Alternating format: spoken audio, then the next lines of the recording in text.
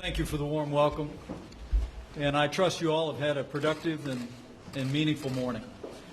To Governor Sandoval, to Governor Bullock, to all of America's governors who are gathered here for this important national meeting. On behalf of the First Family and our entire cabinet, thank you for being here today. And more importantly, thank you for your service to the people of your state and to the people of this nation. We are proud of our governors across America.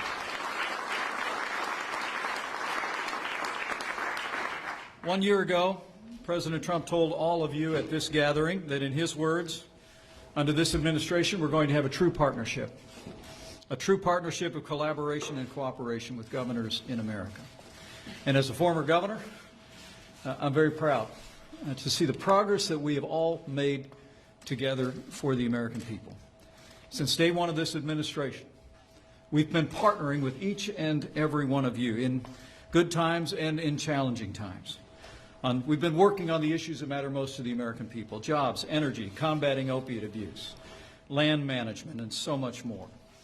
We've been inspired.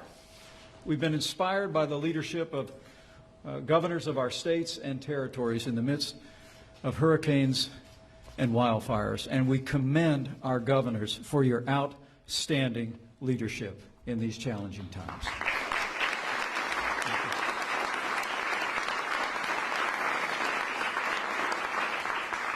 Through all of it, we've generated real results for the American people.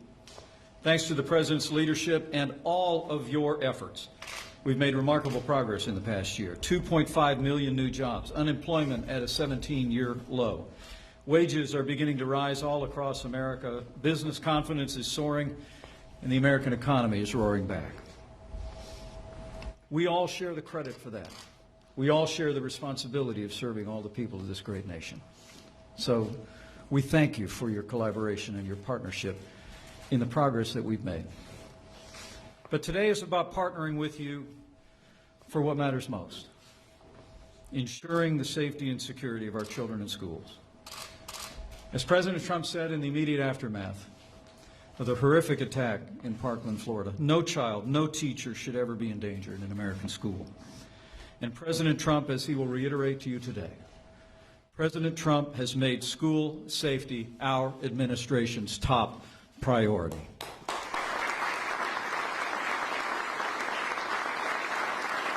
One week ago in this very room, the President and I met with the family of Meadow Pollack, a beautiful young lady who lost her life in the terrible attack in Florida. We met with other students and families reeling from that attack.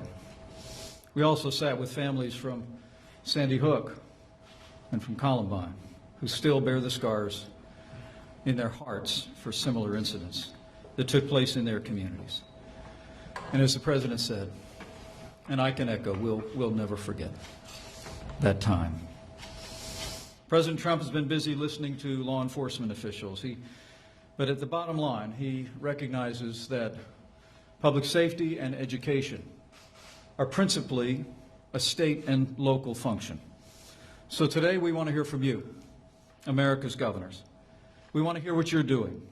We want to hear your ideas for reform at the federal level. It's good for me to be among some former colleagues and friends. And let me share with each and every one of you, I've now served with this president for over a year. We've become very close. I cherish our friendship. What I know of this president is he's got broad shoulders and a big heart.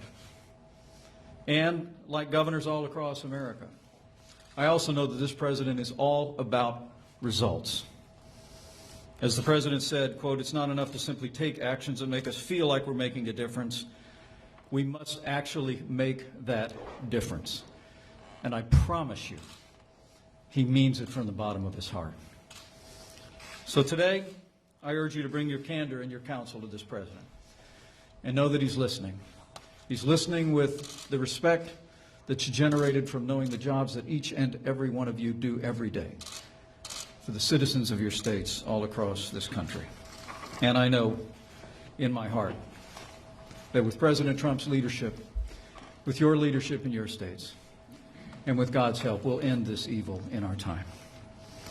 So now it is my high honor and distinct privilege to introduce to you my friend and a leader who is absolutely committed to working together with each and every one of you to advance the safety and the prosperity of the American people, the 45th President of the United States of America, President Donald Trump.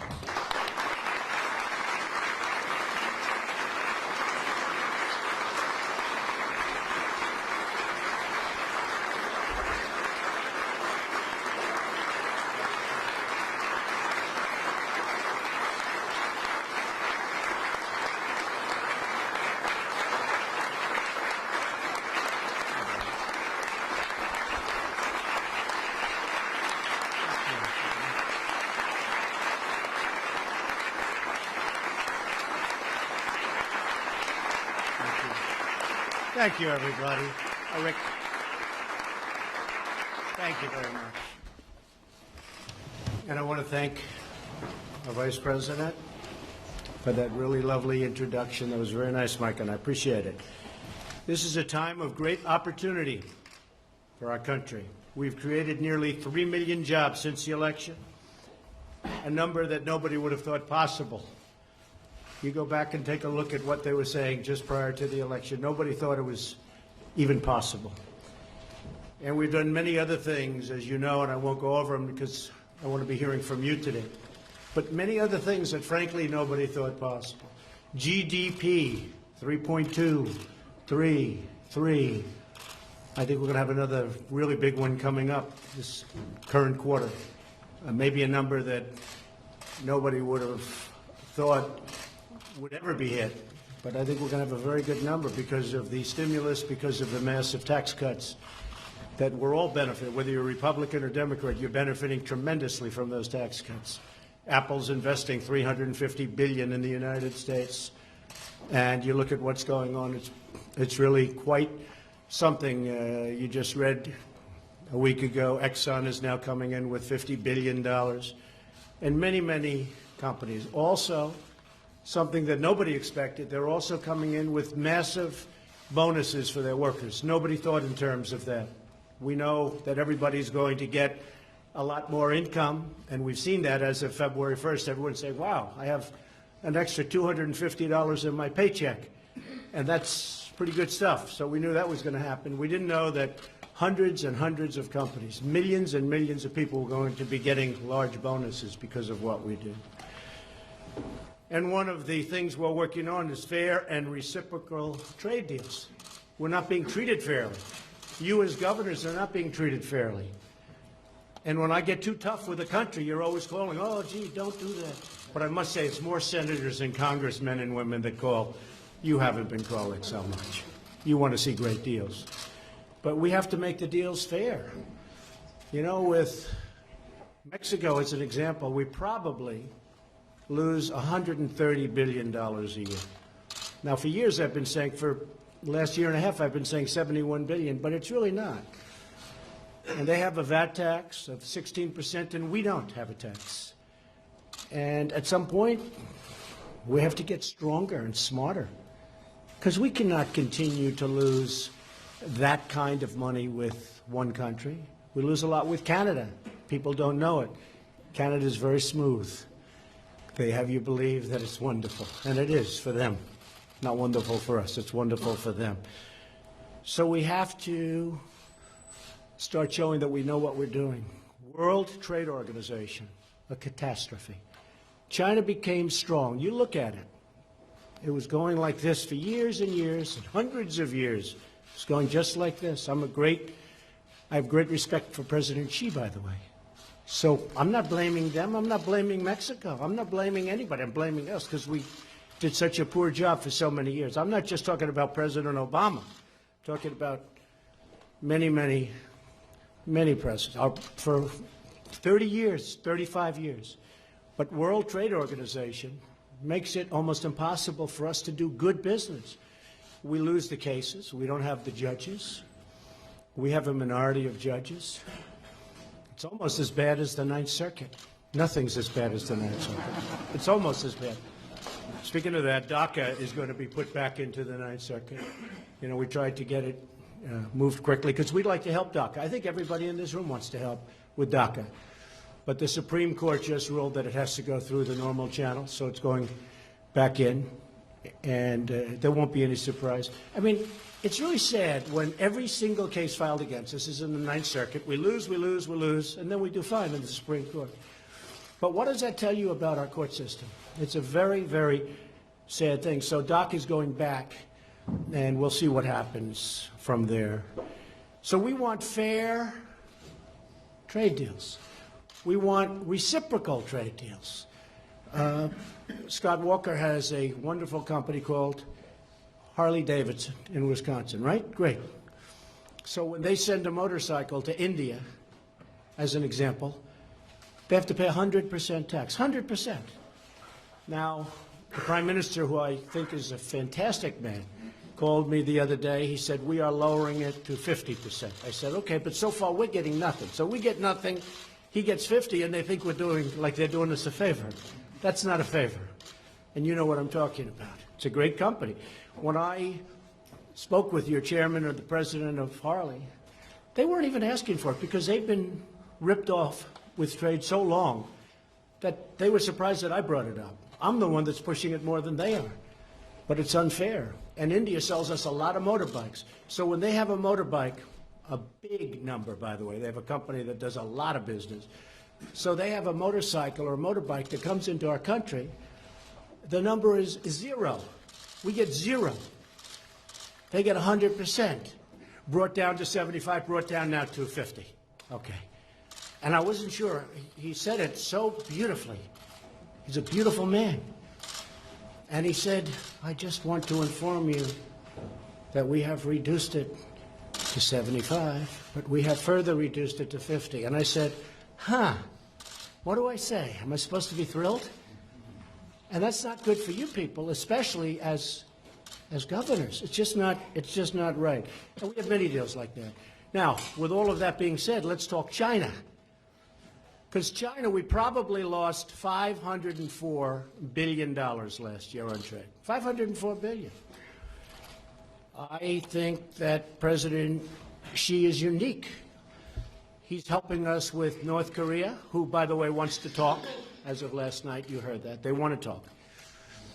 And we want to talk also only under the right conditions. Otherwise, we're not talking. You know, they've been talking for 25 years. Other presidents should have solved this problem long before I got here. And they've been talking for 25 years. And you know what happened? Nothing. The Clinton administration spent billions and billions of dollars. They gave them billions. They built things for them. They went out of their way, and the day after the agreement was signed, they continued with nuclear research. It was horrible.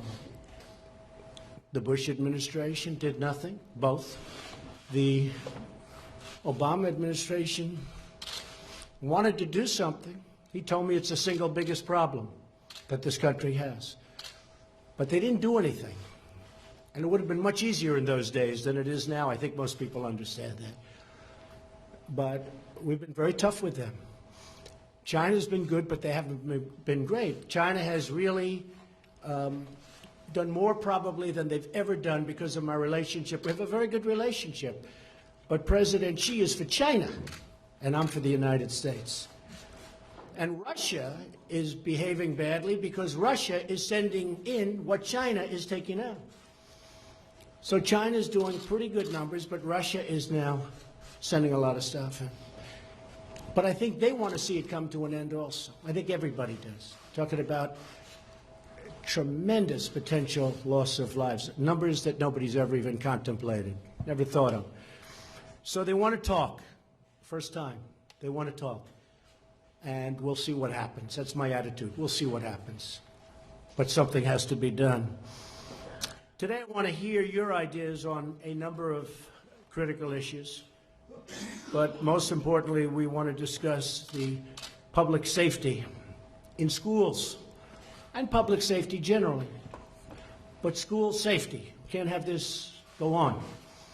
I'm grateful that Governor Rick Scott is here, and we thank him for his leadership in the aftermath of the terrible tragedy in Parkland, Florida. Horrible. Our nation is heartbroken. We continue to mourn the loss of so many precious, innocent young lives. These are incredible people. I visited a lot of them. But we'll turn our grief into action. We have to have action. We don't have any action. It happens. A week goes by. Let's keep talking. Another week goes by. We keep talking.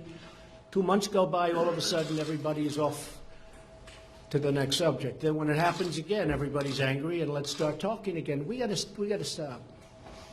By the way, bump stocks, we're writing that out. I'm writing that out myself. I don't care if Congress does it or not. I'm writing it out myself, okay? You put it into the machine gun category, which is what it is. It becomes essentially a machine gun, and nobody's going to be able. It's going to be very hard to get them. So we're writing out bump stocks. But we have to take steps to harden our schools so that they're less vulnerable to attack. This includes allowing well-trained and certified school personnel to carry concealed firearm. At some point, you need volume. Now, I don't know that a school is going to be able to hire 100 security guards that are armed. Plus, you know, I got to watch some deputy sheriffs performing this weekend. They weren't exactly Medal of Honor winners, all right? The way they performed was, frankly, disgusting.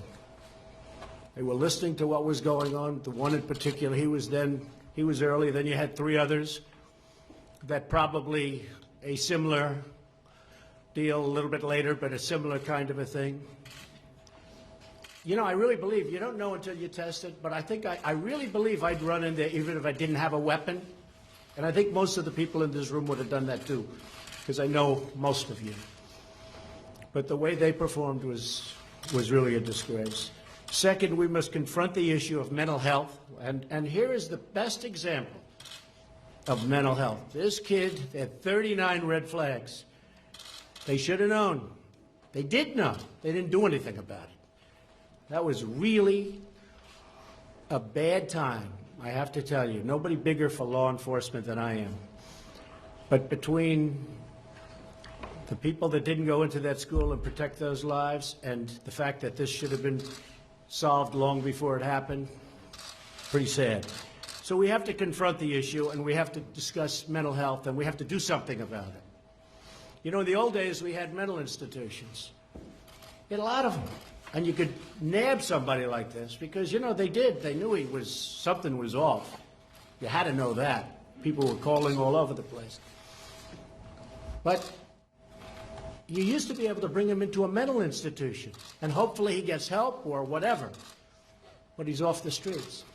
You can't arrest him, I guess, because he hasn't done anything, but you know he's like a boiler ready to explode, right? So you have to do something.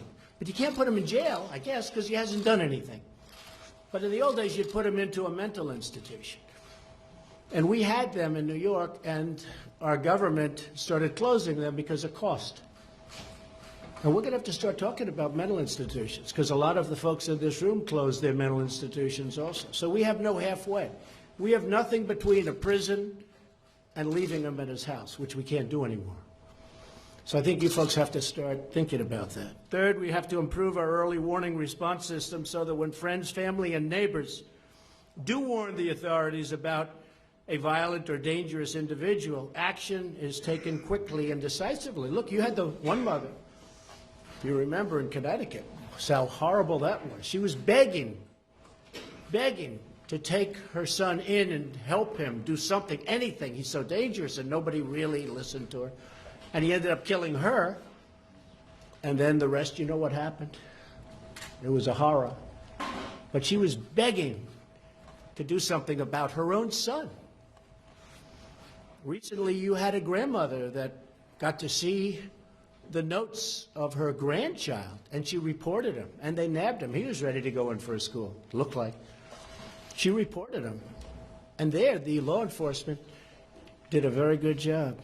Fourth, we must pursue common sense measures that protect the constitutional rights of law-abiding Americans while keeping guns out of the hands of those who pose a threat to themselves and to others. And fifth, we must strive to create a culture in our country that cherishes life and condemns violence and embraces dignity. Now, with all of that, over the weekend, I cannot believe the press didn't find this out. I can't believe it. I think they're getting a little bit, I could never use the word lazy. You don't want to say that. We don't want to give them any more enthusiasm than they already have. But I can't believe they didn't figure this one. Because I had lunch with Wayne LaPierre, Chris Cox, and David Lehman of the NRA. And I want to tell you, they want to do something. And I said, fellas, we got to do something. It's too long now. We got to do something. And we're going to do very strong background checks. Very strong.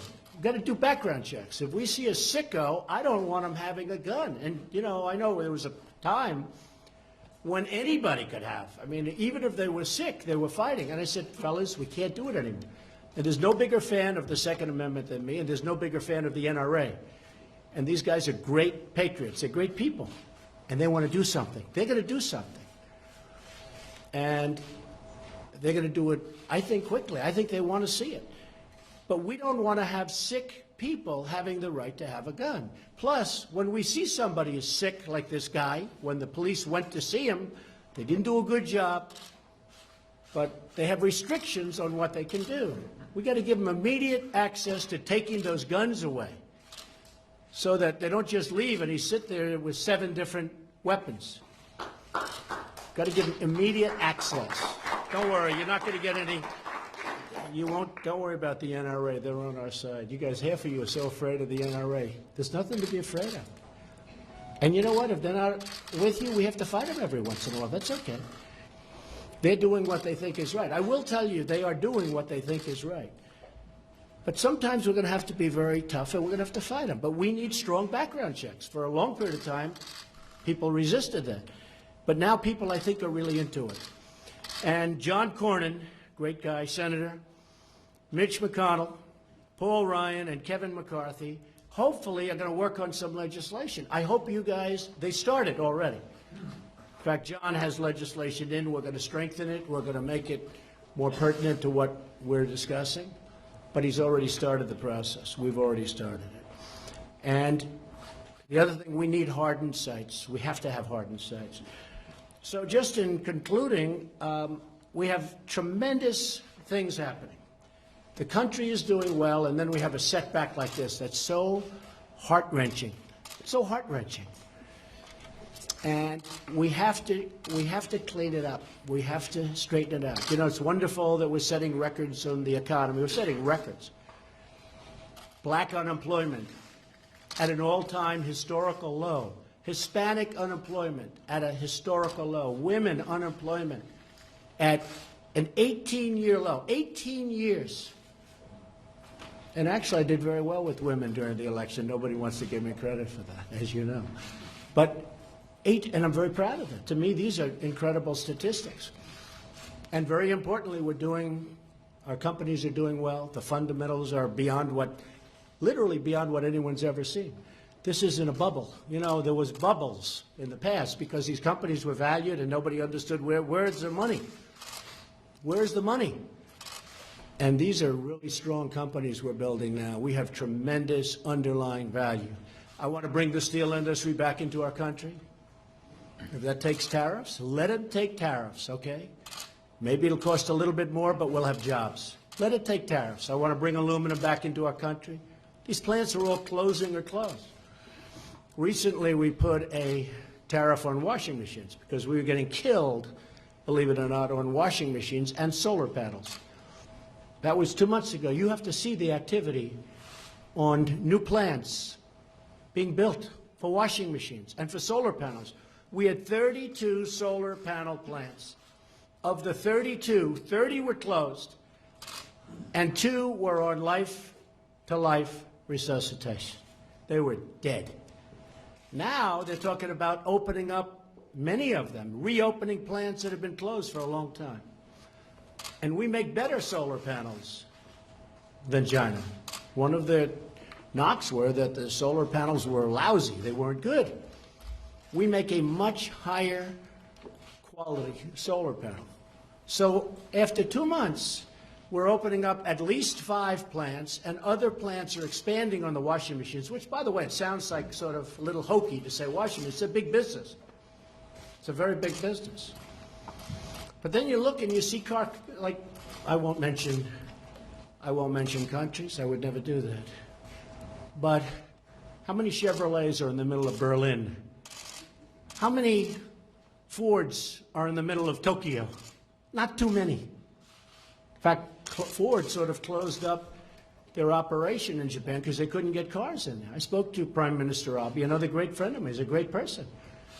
But I said, listen, you're sending us millions of cars, and if we send you one, and if we make it so perfect, they actually told me a case where they made this car so good.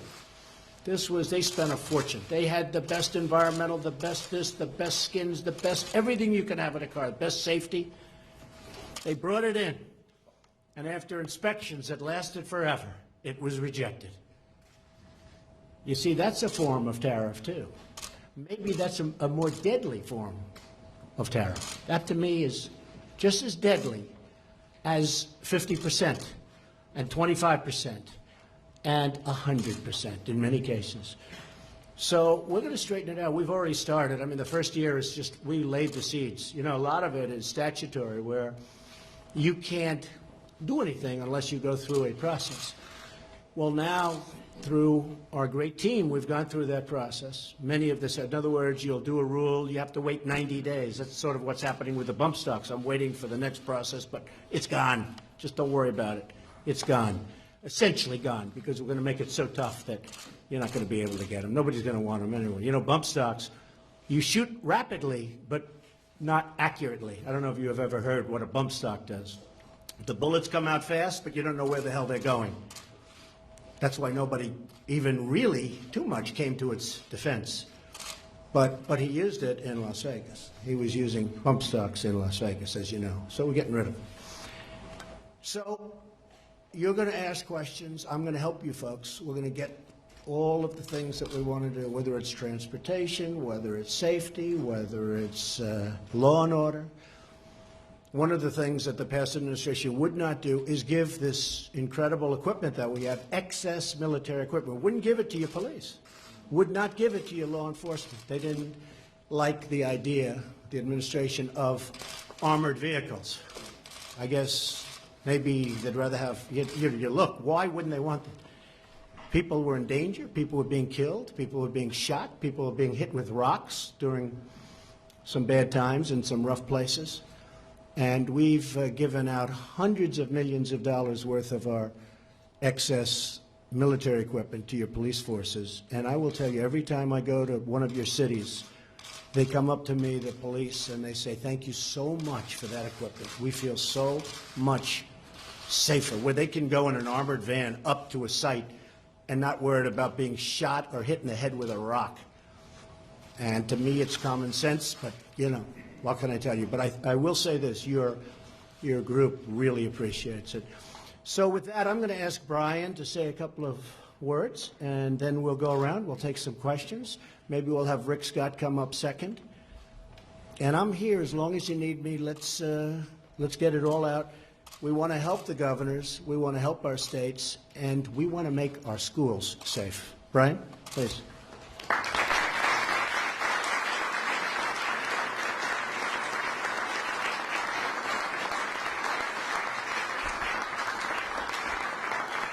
Mr. President, thank you. And I truly appreciate you. I appreciate all the members of the Cabinet. On behalf of all the governors, I want to thank you for your hospitality and the First Lady's hospitality yesterday evening. It was an extraordinary night and truly a privilege to be able to visit and enjoy fellowship. Mr. President, I appreciate again your having us all today. We can talk about issues with regard to infrastructure, workforce development, combating opioids, prison reform, agriculture, healthcare, workforce, all these different issues, and those are things that we all need to talk about.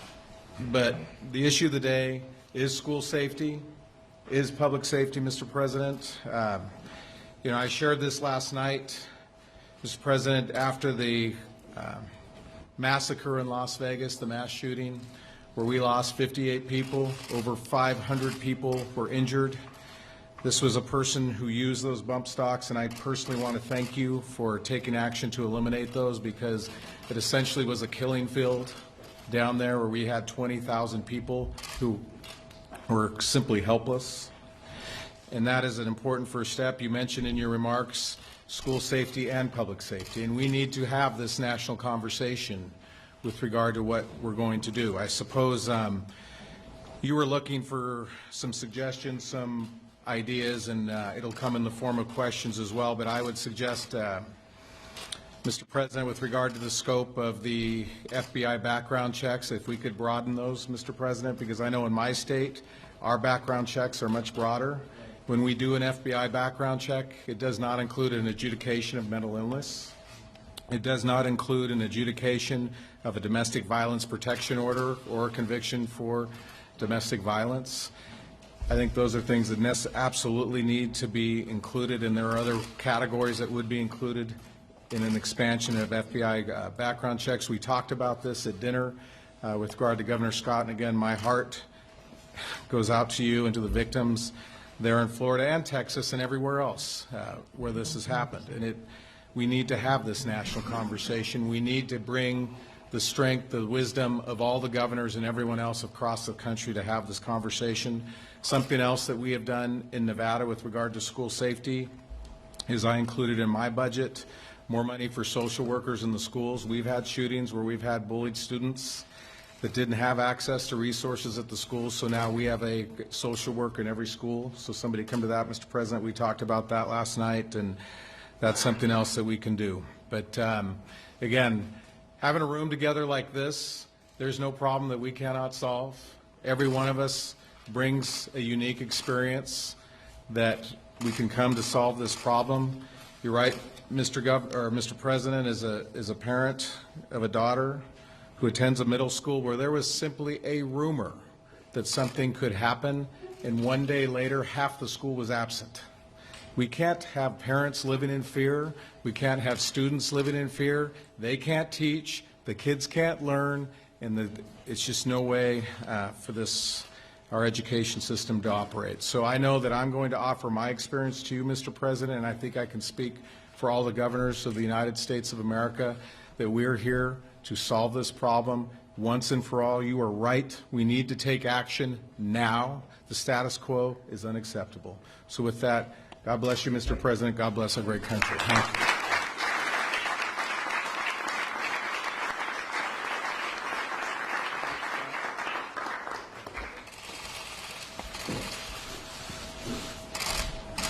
Well, the first thing I want to do is I want to thank the President for making something happen. All of us as governors know, and any jobs we've had, you have to get something done. If you, anybody that's gone through one of these, and if you've gone to the funeral of a 14-year-old girl that her parents just loved her, you know that you have to make a change. So what we've done in the last, I guess it's a little less than 2 weeks, we've looked at what other governors have done. We've brought people together. I'm very appreciative of what the President's done by bringing us all together to talk about this, and also what he did last week by bringing people together, because it's created momentum to make sure something happens this time, that we don't go through this and nothing happen. So in our state, the way I've done this, I've broken it down into 3 things. Number one, we're going to have school safety. No parents in our state is going to say, I'm concerned whether my child can go to school safely. If you go to school in Florida, you're going to know that your child can come home safely. If you're a teacher, if you work in one of these schools, you're going to know you're going to come home safely. That's step one. We're going to spend $500 million. I have 2 weeks left in my legislative session. I'm not waiting for the federal government. We're going to invest $500 million. We're going to have significant law enforcement presence in every public school in our state. We've already been investing dollars in hardening our schools. We're not only going to invest a lot more state dollars, but we're going to say any local dollars that go to capital outlay by our school districts, the first thing all those dollars have to be spent on is school hardening. It's the most important thing we can do is harden these schools. So we're going to do it. Number two, and by the way, the way it's going to happen is our sheriffs are going to oversee how all the money is spent to make sure that the money is spent the right way. There'll be a plan annually, and the money will be spent the right way.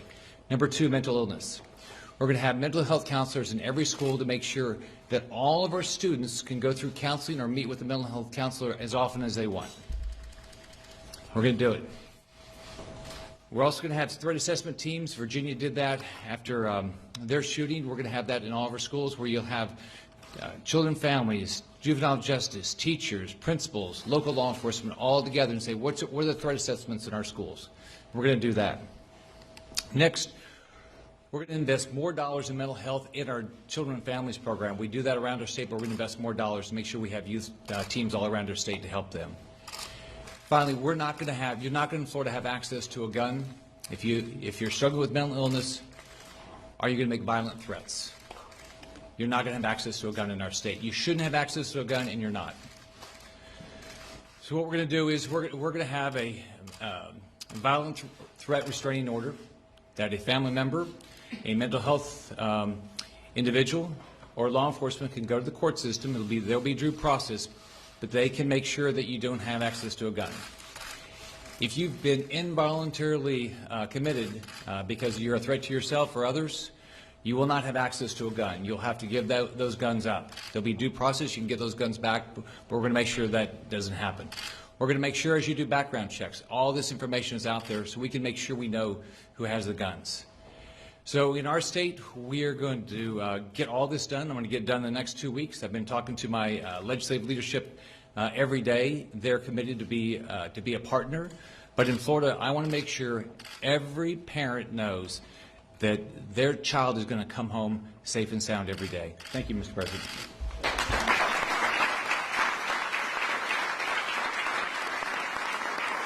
Thank you, Rick, and thank you, Brian, very much. Great job you've done, too, as chairman. Thank you. Kay, would you like to say, I think I can bring this over. It might be easier just to pass this around. Kay? Thank you, Mr. President. Like you, I believe that the local officials have an awful lot of insight into what each school needs to provide public school safety. So as I mentioned a little earlier to this group, Mr. President, I suggested that we give our local folks a list of things that they can do quickly, like limit the number of entrances that a school has to enter the building, and then equip every child above the 6th grade with a chip-activated card to enter that entrance. And also, you can consider putting in a metal detector at 1 or 2 or 3 entrances, since you're limiting the number of entrances. Also, a surveillance system. And that surveillance system can be tied to the virtual Alabama Visual Center at the Education Department, so it's instant information all at the same time. Certainly, training in mental health situation is fine, but for the immediate, I just think we need to give some guidance to our local people and limit the access to entrancing and equip with surveillance systems, metal detectors, or whatever they choose to do. Where's the money coming from? They've got some local money, but in our state budget, there's been a technology fund. And a senator and I are working, and he introduced the bill last week to be able to free up some of that money for use for school safety. So these are not costly things, but they're things that can be done immediately to improve school safety. That's right. Thank you. Thank you very much. Thank you very much. How about going around the room? Anybody has some great ideas or suggestions? Governor? Thank you, Mr. President. 2 comments, one from the state of Washington. Right. Thank you. We have a program called the Extreme Risk Protection Order System that has been supremely effective in allowing family members that realize there's a risk to have them separated from their firearm. It involves a judicial decision, it involves a hearing, and it has saved lives, I'm sure, in the state of Washington. And I would commend it to you for national attention, because it makes sure that when you have an uncle that you have concern about depression, it allows law enforcement to separate your uncle and depressed uncle from his firearm.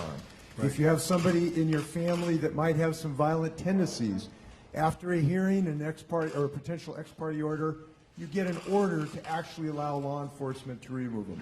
It's been in operation for a year. It's been extremely successful. I would commend it to you. Second issue. Now, I know that you have suggested arming our teachers. And not your teachers. Not arming a small portion that are very gun adept, that truly know how to handle. Because I do feel, Governor, it's very important that gun-free zones, you have a gun-free zone, it's like an invitation for these very sick people to go there. I do think that there has to be some form of major retaliation if they're able to enter a school. And if that happens, you're not going to have any problems anymore because they're never going to the school. You're never going to have a problem. So it would just be a very small group of people that are very gun adept. Anyway, go ahead, Governor. If I may respond to that, let me just suggest whatever percentage it is, I heard at one time you might have suggested 20%. Whatever percentage it is, speaking as a grandfather, Right. speaking as a governor of the state of Washington, I have listened to the people who would be affected by that. I've listened to the biology teachers, and they don't want to do that at any percentage. I've listened to the first grade teachers that don't want to be pistol packing first grade teachers.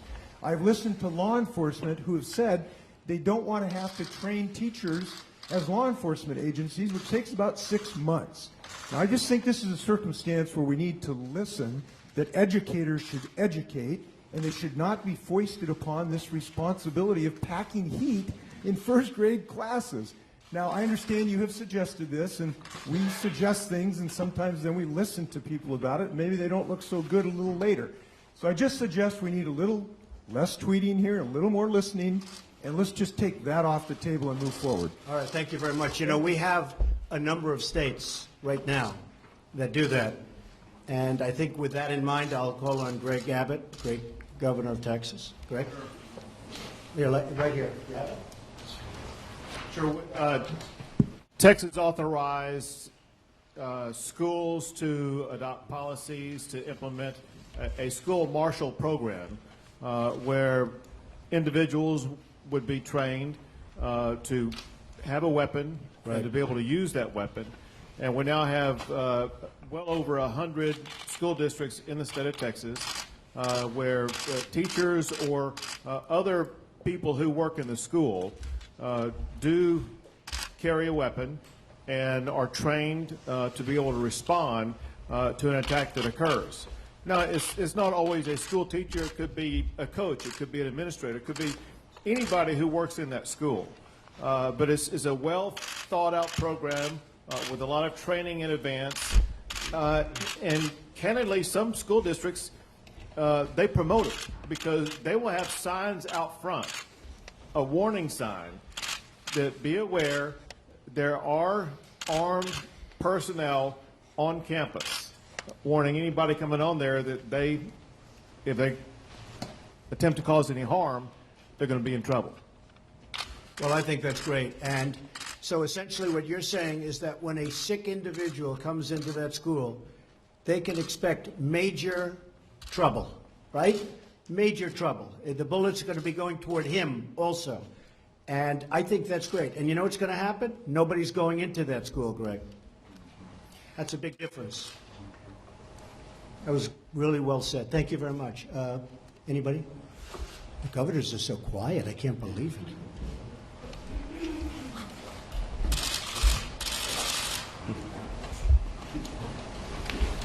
Mr. President. So well behaved today. I can't believe it. We'll start acting up soon.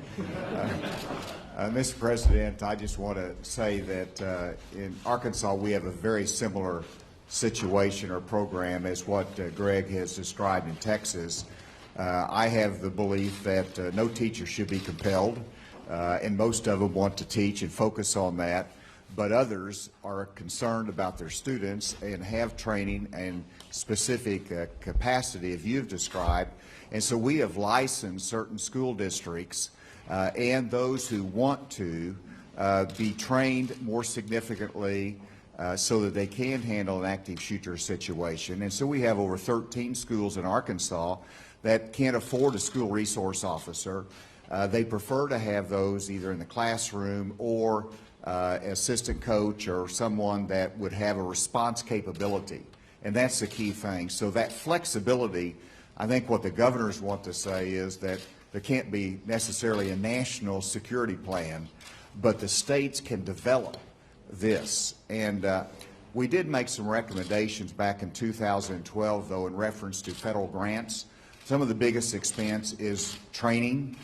Some of the biggest expense will be hardening of our schools, as Governor Ivey suggested. And so I hope that your Department of Homeland Security, and looking at some of the grants that come from DHS in terms of security fighting terrorists, some of that money can be utilized by local jurisdictions as well for the protection of number one priority of protecting our students and our schools. Yes, and Governor, you know how well we're doing. It's a never-ending quest, but with respect to MS-13, and these people are really causing havoc in certain communities, and with school children and people walking home from school, what's going on, and we're moving them out by the thousands, but we have to get immigration laws that allow us to do what we have to be able to do. They are so soft. No country in the world has immigration laws so soft like we do. So that's also a part of it. I appreciate what you said. Thank you very much, Governor. Yes, Paul? Mr. President, I would ask that you address the Congress and ask them to look at the HIPAA laws, particularly with mental illness, because we need help from the federal government to loosen up the law so that we can do the truly good background checks on people. Good. And that's what we're going to be doing. And as you know, Paul, we're really, I think, going to have the support of the NRA having to do with background checks, very strong background checks, and a very heavy section on mental health, and far different than what we've had in the past. Thank you, Paul. Yes, ma'am. Yes. Thank you, Mr. President, for allowing us, governors, to participate and give our perspectives, as each of our states are different. And as I've thanked you before, this was not something that we were engaged in before with previous administration. I do see that there is a huge pool of retired law enforcement officers where municipalities and counties have actually invested a lot of money into training them, and now they're retired. And often, because they are receiving a public retirement, they cannot go back into that similar kind of retirement plan. If they go into an educational plan, they can actually work for a school, be trained. The school doesn't have to train them, but also they can learn and figure out where cameras and different security pieces need to be implemented within the schools because of their experience and training. And so this is a pool of folks that we can immediately put out without having to expend a great amount of dollars in keeping our schools and our school personnel safe. It's well said. And the fact is that if you have a teacher or you have a coach or you have somebody that's very adept, only adept, and a lot of people don't have anything, they don't know what it looks like, they can't lift it, but only adept at weaponry and guns, and only a small number. You don't need that many. But we all learned a lot over the weekend or last week when you saw a man that was properly armed standing outside, probably afraid to go in, and now it turns out that there were probably 4 of them. They don't love the students. They don't know the students. The teachers love the students, and they want to protect those students. The other thing is cost. The school in Florida was so large, Rick, such a big school, you would have had to have 100, 150 guards. I mean, you would have had to have a lot of guards to have that building properly manned. Then you have an armed camp. Whereas doing it like I think you're suggesting, and like many people in this room agree with, it costs almost nothing. I would actually give a bonus to every coach, teacher, et cetera, because they should go through training. As good as they are, they should go through a very strong, strenuous training. But I would like to give them a bonus. So let's say you gave them a $1,000 bonus for the year, and you'd have 50 or 60 of them in the school. Compare that to paying $40,000, $50,000, $60,000 each. Where are the schools going to get that kind of money? Somebody suggested last night, we're going to harden the doors, we're going to make it impossible to get in. I said, that's good, except in one instance. If the killer gets in and he closes the doors and you can't get into the school. They said, I never thought of that. Don't forget, I was in the real estate business. And when you harden those schools, you're not going to get in. But if they get in, then you're not getting in. Law enforcement's not getting in. Somebody else said, oh, we have something that we're working on. What do you see the cost of these things? Smoke fills into the school. Smoke. Oh. So you have a guy standing there with a weapon, and now he's getting crazy because there's smoke all over them. All he's going to do is shoot endlessly. He's going to go nuts. This is another plan. This is a new one.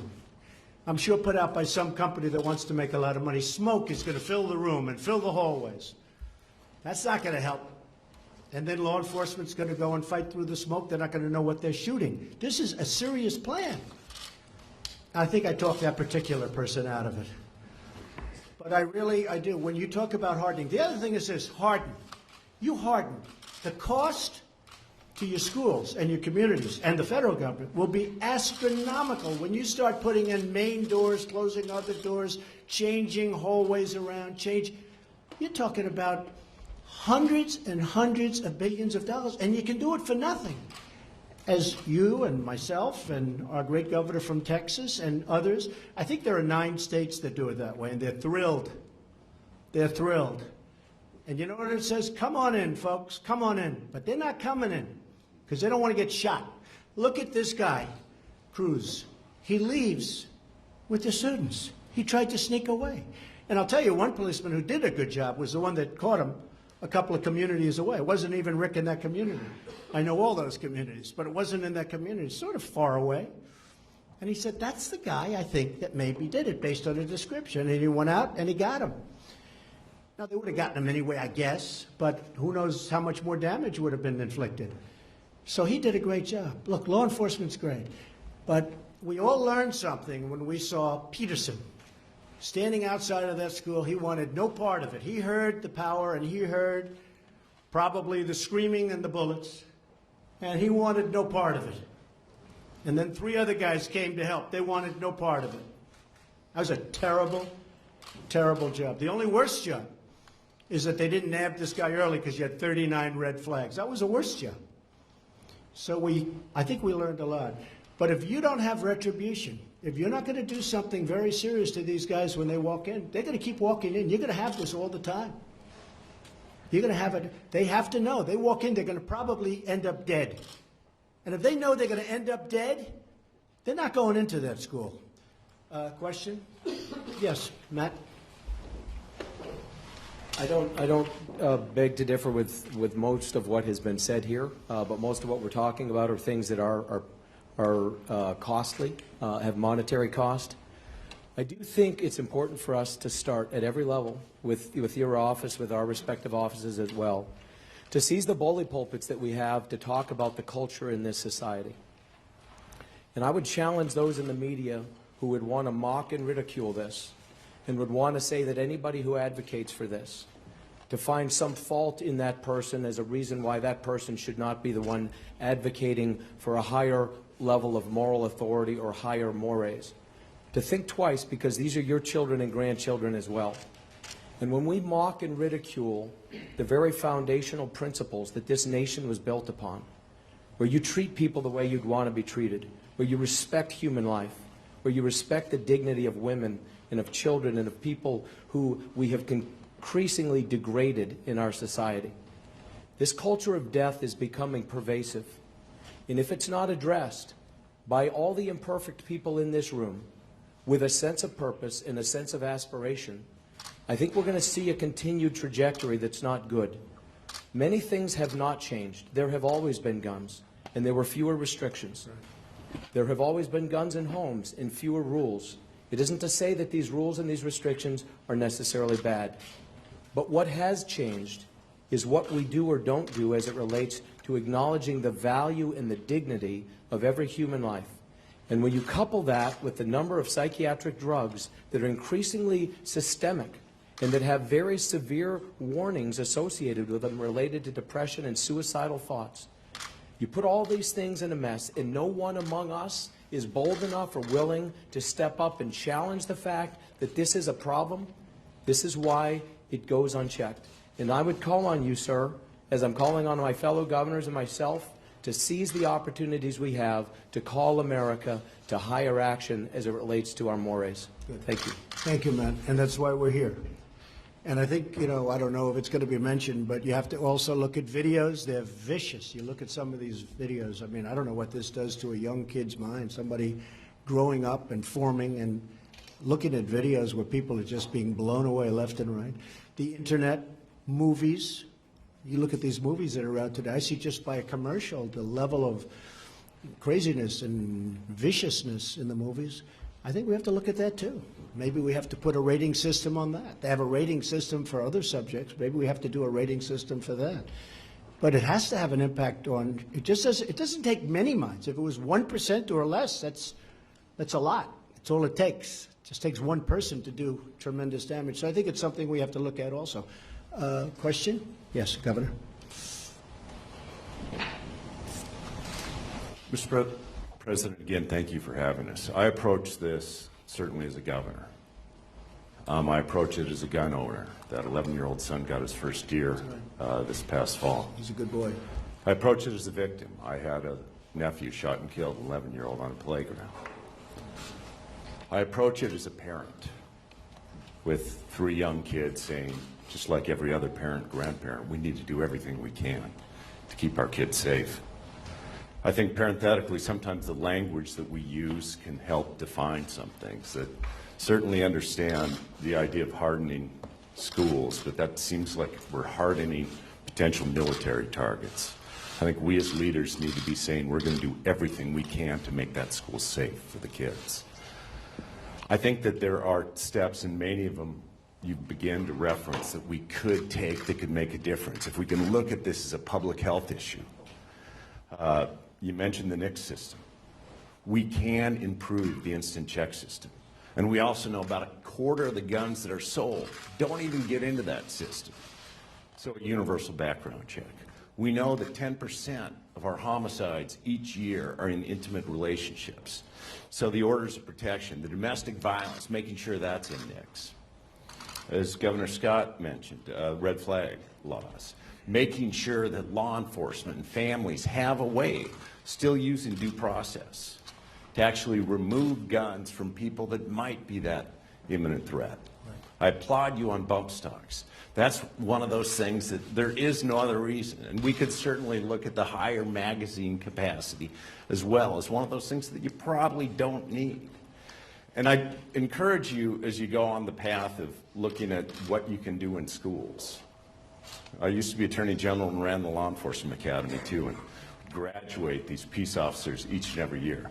I want to make sure if somebody is armed in a school, that they have that training, that we know that he or she, it's much more, as I think you recognize, than just carrying concealed, that they have that training that I as a parent can say that this person under pressure will know what to do with a firearm before we start introducing the firearms into our schools. I think we're at a unique, hopefully we're at a unique moment where certainly, as I said, 43 times since I've been governor, been asked to lower the flags. 12 of them have been for mass shootings in the last 5 years. It's almost on the one hand to the point that we're getting desensitized, but on the other hand, here is a moment where everybody's talking, where we can hopefully start saying, what could actually meaningfully impact this, not just for today, but for the future. So thank you so much, and I hope that those areas you'll certainly take both the bully pulpit and the leadership in Congress. Thank you very much. Great points. It was great being with you last night. You mentioned 2 words, under pressure. And a lot of people never really know what that means because, you know, they train a whole life. Look at Peterson. Look what he did in Broward, where he thought he was probably a brave guy, but he wasn't a brave guy. Under pressure, he choked, and other people choked. I mean, a lot of people choked in that case. And we have to have people trained. We have to, you know, you have to have some kind of a budget where it works. When many of the governors happen to, you know, like the idea of trained people within schools, but the press has to get the word out honestly. For instance, I went through a very detailed, it could be 10%, could be 5%, could be 20%. These are really gun-adept people. Very few people would qualify. On top of being gun-adept, they have to go to school and they have to learn, and you know, maybe there'll be a bonus given to those people, and maybe there should be, frankly, because they should go on a yearly basis to school. They start with training and then they have additional training every year, and I think they should get a bonus, but it's a very small amount of money compared to what it would cost. I think it would be very effective. But when the press covered it, the headline was, Trump wants all teachers to have guns. Trump wants teachers to have guns. I don't want teachers to have guns. I want highly trained people that have a natural talent, like hitting a baseball or hitting a golf ball or putting. How come some people always make the 4-footer and some people under pressure can't even take their club back, right? Some people can't take their club back. And you don't know what it is. Those words are, you know, those words are hard to train for. but you want to have the number of people where people know they're going to be, the bad guy has to understand that there's a big price to pay when they mess around with our students. You can't just say, oh, we're going to, harden our schools. We're going to blow smoke into the rooms. We're going to do all this stuff that is not going to work. You have to let people know that they're going to suffer the ultimate price. And you know what? And I said it before, you're not going to have incidents. They're not going to do it because they're innately cowards. But I love what you said. I agree very much with what you said. Question? Governor? Phil? Mr. President, October the 1st of 1997, Luke Woodham, 16-year-old student, came into Pearl High School in Pearl, Mississippi, after he had bludgeoned his mother to death that morning with a .30-30 lever-action rifle, killed 2 students, and began to shoot at others. A vice principal, who was an Army Reserve officer, went to his vehicle, retrieved his 1911 .45, and stopped that shooter before he could kill other children in Pearl, Mississippi. When I heard you speak of your idea, that was the concept I believed in. Find that Army Reserve vice principal, give him the training he necessarily needs, arm him, and stop this madness. Thank you, Phil. Well, many of these people are teachers, too. They're retired. They're 20 years in the Marines. They can handle a weapon world class. They don't even need the training, but they should get it anyway. Everybody should have very strong training. But, you have many like General Kelly standing back there. I wouldn't mind if he was a teacher. I'd like him to be our teacher. And if he happened to be concealed, carrying concealed, I'd feel very good about that. That, to me, is better. And he's on the site. Don't forget the other thing, Phil. They're on the site. They're not outside. They're not 20 minutes away in a police station where an alarm rings and they go. And by the time they get there, they don't know the school. They don't know the floors. These people know everything intimately. I think it works. Look, I've been watching this I've only been doing this for 2.5 years. After that, I was a civilian, and I had a nice life. I had a very easy, nice, beautiful life. I actually got great press. I was the king of getting good press, Governor. You know that? It was only when I did this that I got bad press. But you know what? I've been watching this, folks, from a different slant. Many of you, most of you, have been politicians for a long time. I've been watching you, I've been watching everybody for 30 years. I've been watching this situation. Nothing's done. It's the same thing.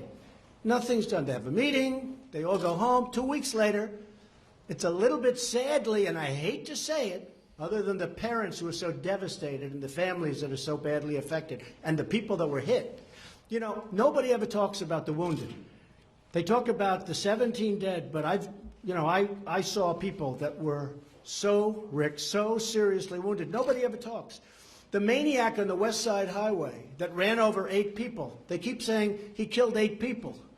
He just it's essentially a park. It's like a beautiful stretch along the Hudson River that I know so well. He's going down 80 miles an hour down the West Side Highway, and he said, hey, look at those people. I'm going to turn it. And he killed 8 people. What they don't talk about are the 14 people that were devastated. They go to put themselves in shape and to work out, and they're very proud, and they end up missing a leg and missing an arm, or missing 2 legs and an arm. And nobody ever talks about those people. They talk about the people, obviously, that died. They don't talk about the people that are so devastated. And you have that. You have many people. I saw a lot of those people. Hopefully they're going to be okay after a long time in rehab. But a lot of them won't be. And we've got to remember them, too. Those people are great people. Got to remember them, too. Okay, how about 1 or 2 more? Yes, Governor. Again, thank you. I've enjoyed hearing from my fellow colleagues of what's going on in their respective states. And it reminds me this is a very complex issue. There's no simple solution. Unfortunately for us, I think there's roles to play for the federal government, some of the things you're proposing. But I think most of the solutions are going to come from the states. We have some states that are doing things with arming personnel inside the school system that they seem to think is working well. I know I'm working with my legislature as recently as last night in talking about what is the cost for education. What is the cost? You're a businessman to do That's right. business. That's right. Some of that is, in fact, embedding law enforcement, trained personnel in whatever form or fashion you want. It's going to be an additional cost. That's the result of society today. How we've got to this kind of society, Governor Bevin, and some of the things that are desensitizing our children, the challenges of life today and its complexities, who knows?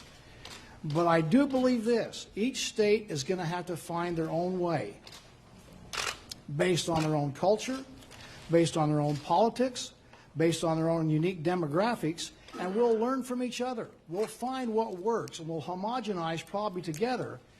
But the states, these little pilot programs, that's the beauty of our concept of federalism, and these states out there finding solutions to the problems that ail the people. This is the problem of today. Safety in our schools.